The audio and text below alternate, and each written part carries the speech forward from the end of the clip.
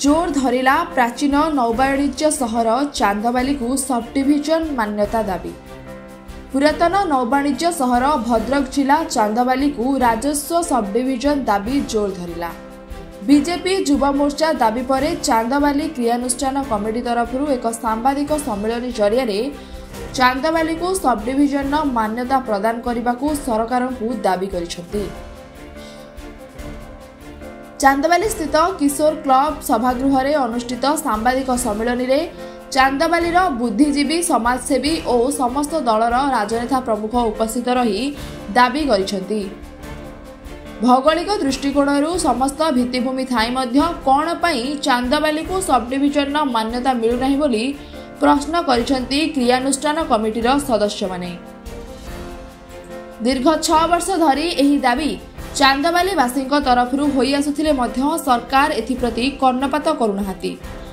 तेणु सरकार चांदबाली वासी दाबी को पूरण करने को दाबी होईछि। देखु चांदबाली एक 300 पुराणा नौवाणिज्य सहर, ऐतिहासिक नौवाणिज्य सहर।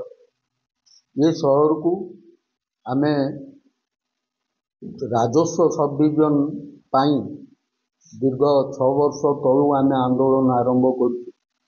जेतेबेले चांदबाली को राजस्व सब डिविजन पाई आमे डिमांड आरंभ कलु, सेतेबेले आमे सर्वदलीय एवं समस्त चांदबाली बुद्धिजीवी समस्त नहीं एक क्रियानुष्ठान कमिटी गठन एवं आमे बारंबार विभिन्न समय विभिन्न तरीका आंदोलन करूँ।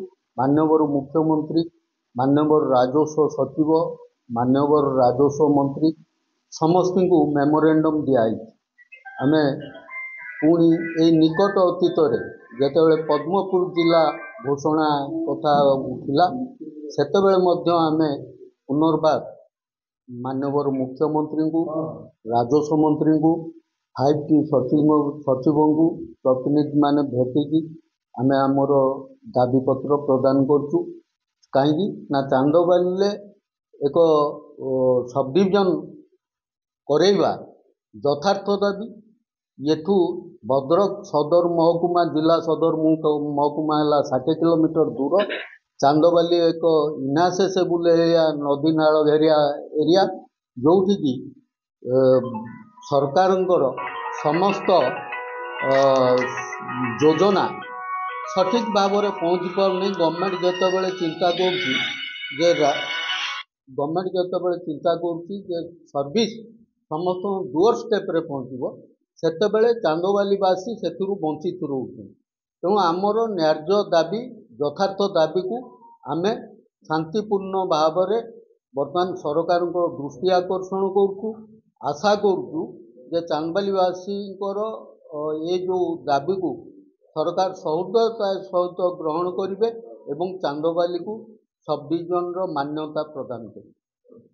देखो चांदबाली को राजस्व सब डिविजन भाव घोषणा करवा ये प्रक्रिया दीर्घ वर्ष धरी चांदबाली केवल नुहे भद्रक जिलार प्रक्रिया आरंभ हो समर्थन रही। चांदबाली लोकों ये केवल जे एक कथा आम आज आह्वान देचु से कथा नहीं, यह गोटे संवेदनशील घटना है जे भद्रक जिला चांदबालीवासी पाखे अपहंच होती दीर्घ वर्ष से ये प्रयास जारी है।